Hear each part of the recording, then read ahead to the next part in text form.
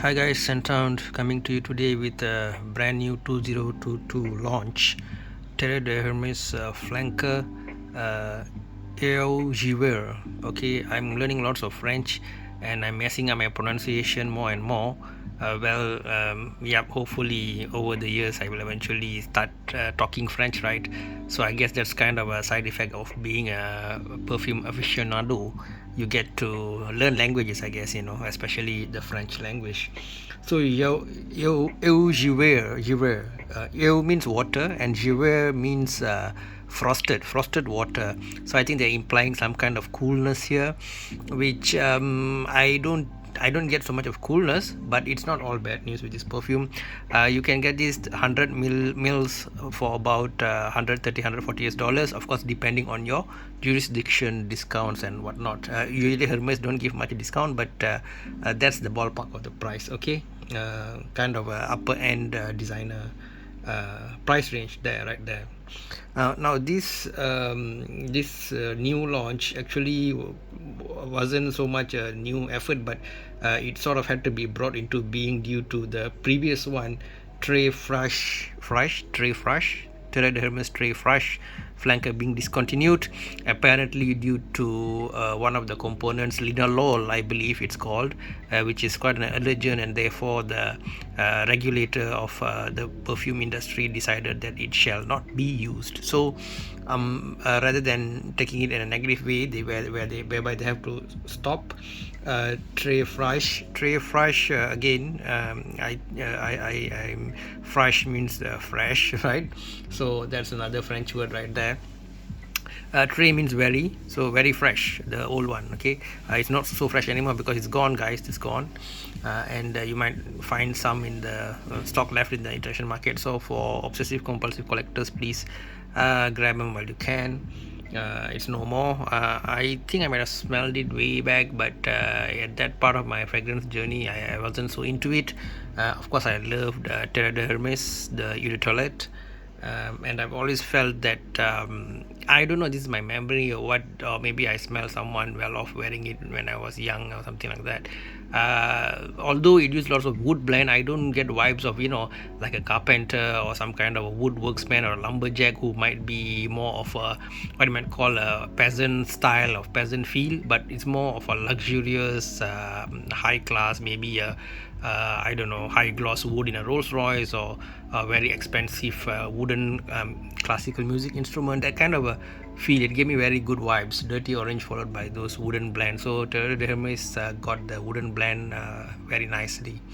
The flaw, of course, being that their perfumes are usually quite mild. Again, I think that's to go with the blue blood vibe of high class and nobility and all that. You don't want to be so called brash and announce yourself rudely when you enter the room with a nose stinging perfume, right? So although we might have our peasant days and blue blood days, where one day you might want to walk around like a aristocrat, and the other day you want to be a Chad, right? If you're gonna go for Hermes, then it's all about subtleness and sophistication and all that. I just love I love the whole thing, the elegance of the bottle. It's not loud, and like it doesn't try to do any kind of circus acts. We know the circus act, the robot designs and dumbbell designs and God knows all kinds of circusry going on in terms of bottles, but they keep it simple and elegant. Okay, less is more, all this thing, right? So talking about the perfume itself, if you look at the ingredients, it's got citron, it's got juniper, it's got metallic notes, and yeah, have I got everything? Yeah, I think those are the main things. Okay, Christine Nagel, she's the person who is the nose for this. Let me repeat the notes again, guys, in case I mixed up the name. The top is citron, the mid is juniper berries and Timor pepper, which is not Sichuan pepper or any other pepper, but is specifically Timor pepper, and the base is mineral notes and the woody blend of Hermes, which is famous for the Hermes woody blend.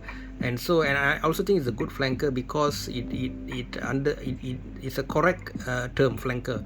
There are flankers which smell nothing like the original. Okay, so this one is a good flanker of Terre toilet, whereby it replaces the dirty orange with this citron feel, and it keeps the woody blend like the original EDT has, right? And it's bringing in some of the newer things they've been doing, like for example in H24, you know, they've been putting in the metallic notes and all that, so they're sort of slowly bringing some metallic elements to this to modernize their work.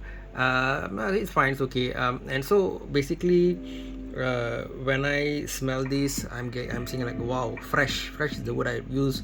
You feel, you know, you just woke up from the bed, you done your bathing and all that, you feel a bit, you know, slow to move. You get yourself some coffee and you just spray this on, man, and you will move. You'll be like, wow, I'm fresh, you know, like one of those ads for toothpaste or whatever soap that, you know, the water will hit the model's face and it's just smiling, and you're just ready to put on your shoes, your whatever tote bag, leather bag, and just get your keys of your car or your bike helmet, and just boom, you're out the door, man. So yeah, it's a great morning wake up scent. It's a great summer scent. If I'm gonna do a list of great summer perfumes, I think this will definitely be one of the top in the group.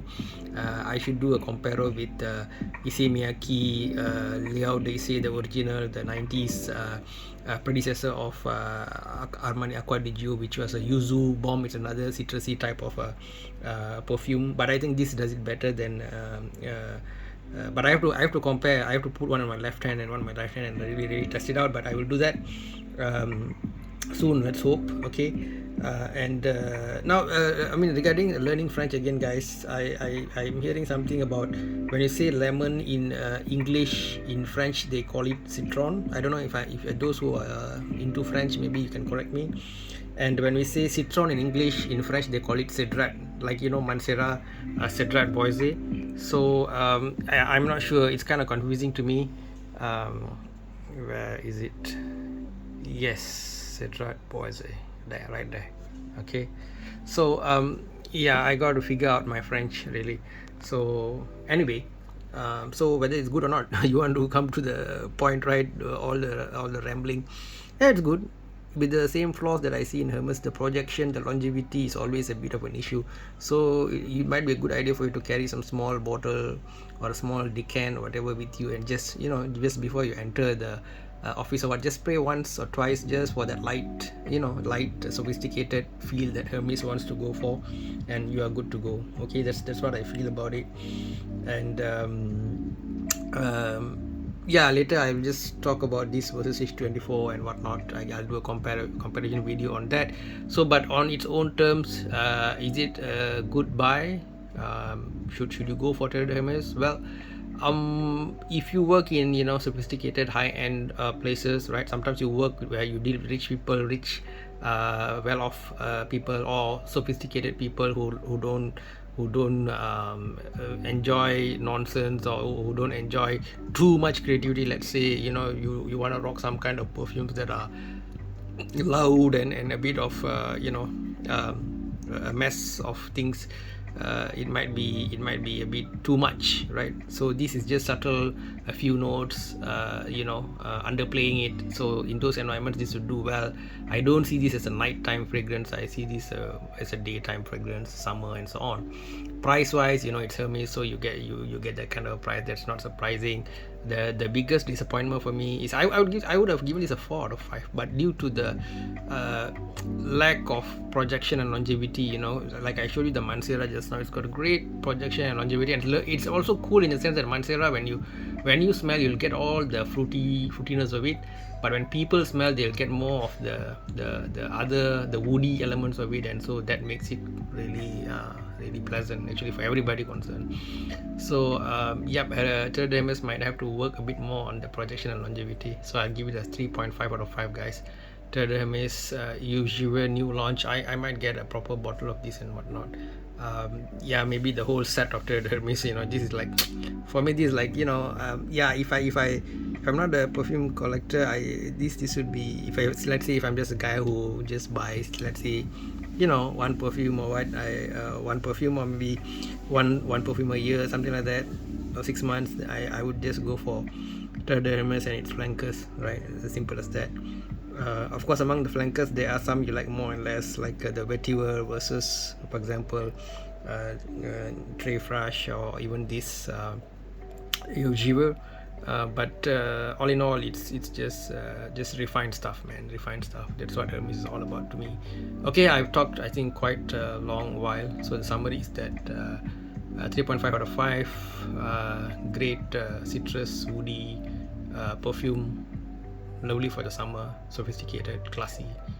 Okay guys, that's it from scenthound. Take care, see you guys in the next one. Bye bye, stay safe.